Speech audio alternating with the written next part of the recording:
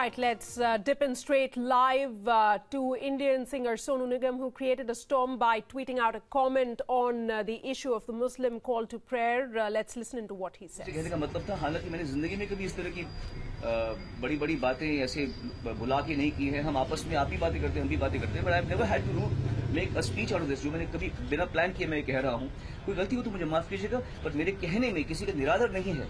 मैं एक social topic पे बात कर रहा हूँ, ना कि रिलीजियस टॉपिक पे बात कर रहा हूँ, तो इसे उतना तक ही रखें। आपकी कुछ सवाल हो मुझसे पूछ सकते हैं। मैं नवभारत टाइम से जी ट्विटर पे तो हमने देखा कुछ लोग आपको सपोर्ट कर रहे हैं, तो आप सामने लिखते हैं, और जो आपको बुराई कर रहे हैं, आलोचना कर रहे हैं, वो भी वहाँ पे लिखते हैं। लेकिन क्या कोई ऐसा फोन कॉल आपको आया जिसमें आपको धमकी मिली है, क्या लिखी आपने, ऐसा कुछ हुआ? किसी ने फोन किया है, धमकाया यार? नहीं, जो भी हो रहा है मुझे आप लोगों के माध्यम से मालूम पड़ रहा है। मैं वैसे भी फोन कॉल देता नहीं हूँ इसलिए फ्रैंकली। सो आपने देखा होगा मैंने आपके भी फोन नहीं लिए थे, तो मैं फोन लेता नहीं हूँ, तो मुझे ऐसा कोई कॉल नहीं आया। कभी आपने पुलिस कंप्लेंट की थी लाउड स्पीकर का? कभी नहीं, मैंने कंप्लेंट नहीं की। Sonu ji, including Mika, has said that you should consider changing your house rather than creating an issue here. Because religion is something that is sacred. They understand your point of noise pollution, but they still feel that the way you said it is was perhaps not right. नहीं, not really.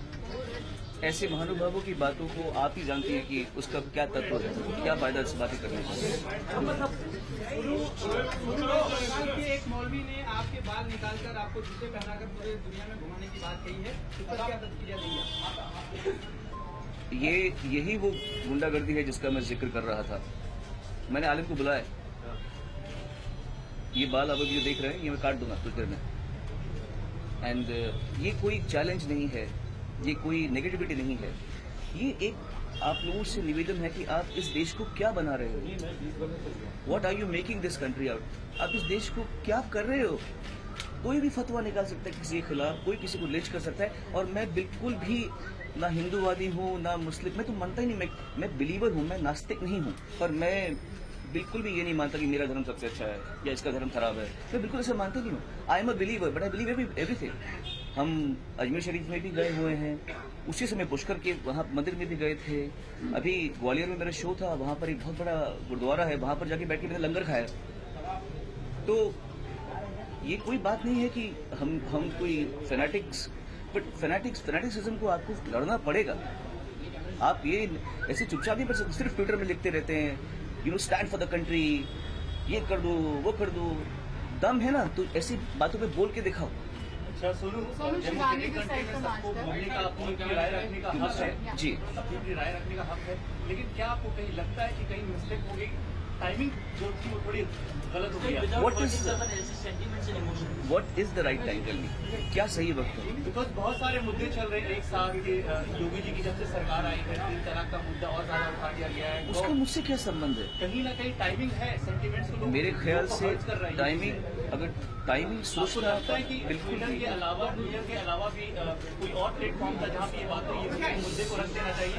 और क्या आपको लगता है कि ये सबसे बड़ा देश का मुद्दा है जिस मुद्दे को आपने उठाया है? देश के और भी कई सारे मुद्दे हैं। बिल्कुल, मैंने ये मुद्दा पकड़ा है, आप कुछ और पकड़िए। मेरा इशारा दारोमदार तो नहीं है कि मैं हर मुद्दा पकड़ूं। मुझे ये मुद्दा सही लगा, मैंने ये मुद्दा पकड़ा, बाकी बचे मुद्दे आप पकड़े। टाइमिंग तो कुछ भी सही नहीं है, टाइमिंग तो हर सही है। अब अगर हम ये बोले कि इसका मुहूर्त निकालेंगे तो फिर हम वही बात करेंगे। Every time is right. जब जो बात आपको लगे वो आप कहें। एक मिनट जी। सोनू शिवांगी भी साइड फ्रॉम आज तक, हमने आपके घर के पास जो मस्जिद है वहाँ के लोगों से बात की, जहाँ की आजान की आवाज जो है वो यहाँ आती है।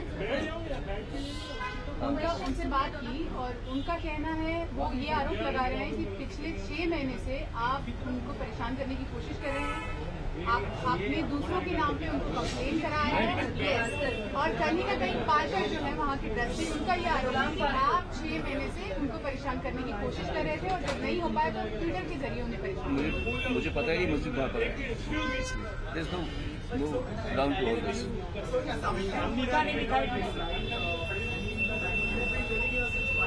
Yeah.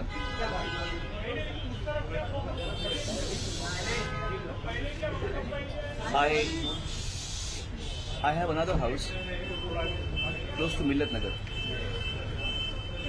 What? In conversation with Wajid Khan, did you agree with this point or what was it between Wajid Khan? मैं समझा ही नहीं, क्योंकि वो मेरी बात नहीं समझे। खैर, सबका हक है बोलने का।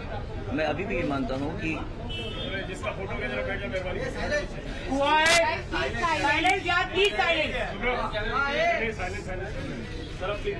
मेरा सबका हक है। जो आप मेरी बात से एग्री नहीं करते तो आप भी मुझे कह सकते हैं। फर्क है कि कुछ लोग गाली का इस्तेमाल करेंगे, कुछ थ्रेटन करेंगे, पर जिस तरह मुझे मेरी बात कहने का हक है वैसा आपको भी मेरी बात को ना मानने का भी हक है। बट ये सब चीजें तरीके से भी हो सकती हैं, कोई बात नहीं। आई नो ट्विटर में ऐसा या सोशल मीडिया में इस तरीके से लोग रिएक्ट करते ही करते हैं, बट दैट डजंट मीन कि लोग मुझे मिसकंस्ट्रू करें, मेरी बात को गलत समझें। मैं ये नहीं चाहता, इसलिए मैंने ये प्रेस कॉन्फ्रेंस मिलाई है।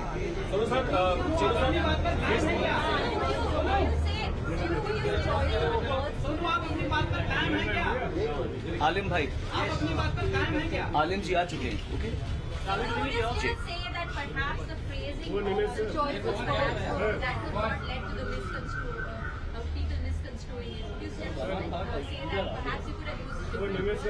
क्या ये मेरे गुरुजी के बेटे रब्बानी।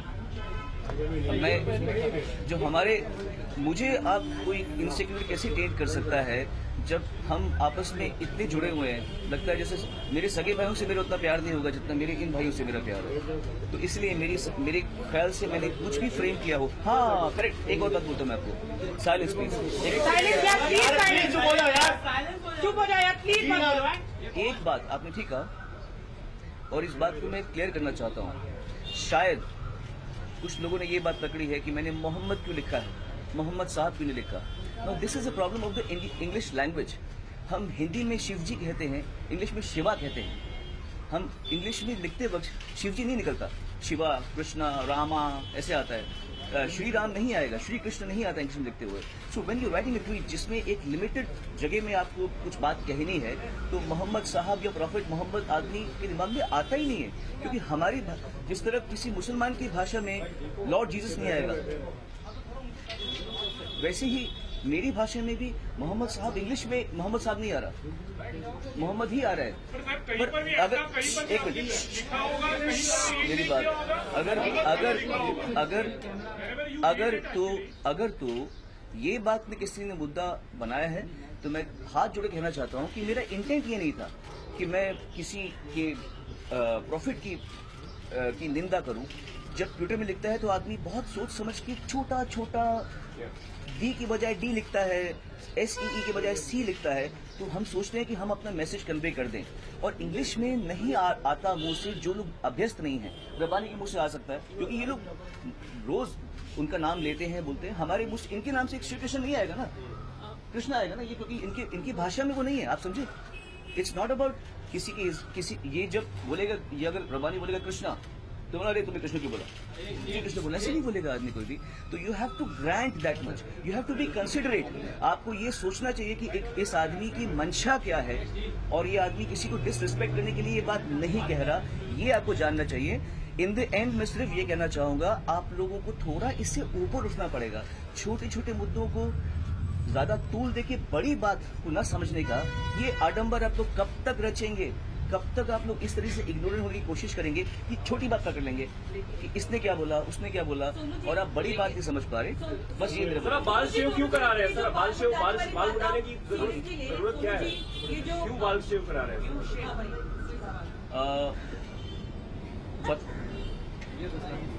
वो तो आपको मिल जाएगा। ये कह रही, इसका आंसर देने से पहले मैं आपको आलिम और मेरे बीच में जो अंडरस्टैंडिंग है, जो प्यार है भाई,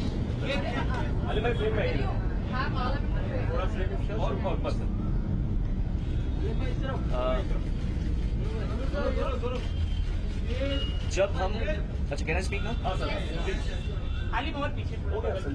बस ऐसे मत कीजिए। He is my brother, he is not here to stand like a bodyguard with me. ऐसा नहीं, उनको मैंने बुलाया रिक्वेस्ट करके, ऐसा नहीं कि वो मेरे पे मतलब कोई। मैं फिर से ये कहना चाहता हूँ कि जो आज आलिम भाई करेंगे वो कोई एजिटेशन नहीं है, प्लीज इसको वैसा मत पेश करना। आप लोग राजा हो मीडिया के यार, ऐसे मत पेश करना कि ये दिखा दिया, ये चैलेंज दे दिया मौलवी को। ये कोई चैलेंज नहीं है। ये आपको बताना है कि बाल काटने वाला मुसलमान है और जिसके बाल काटने का फतवा किया था वो हिंदू है, वही आदमी है। वो हो रहा है, पर इसी बात को हम प्यार से भी कर रहे हैं ना। इसमें कोई एनिमोसिटी नहीं है, कोई जबरदस्ती पकड़ के मेरे बाल नहीं काट रहा। मैं अपनी मर्जी से मेरे मुसलमान भाई को बोल रहा हूं मेरे बाल काट भाई। आप फतवे की ही कहानी आप समझ रहे, आप सब पढ़े लिखे लोग हैं। फतवे की ही बात को हम प्यार से अगर इंटरप्रेट करें तो थोड़ा सा सही मैसेज पहुंचता है या नहीं पहुंचता। बहरहाल अगर आप लोगों को ये बात समझ आ रही है तो मैं बहुत खुश हूंगा। अगर नहीं समझ आ रही तो कभी न कभी समझ आ जाएगी, फिर आप इस बात को याद करेंगे मैंने क्या कही थी। That's it. Thank you very much. And I will just go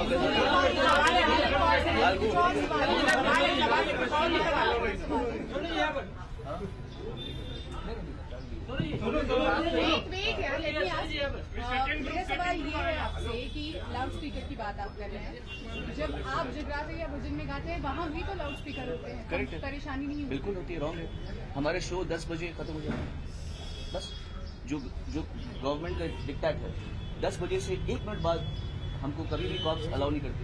आप बताइए इसका आंसर। तो क्या हम ये मानकर चले कि आप कह रहे हैं कि अजान की जो आवाज आती है या मंदिरों से जो आवाज आती है उसके लिए रॉन्ग टाइमिंग है उसका, रॉन्ग टाइमिंग है।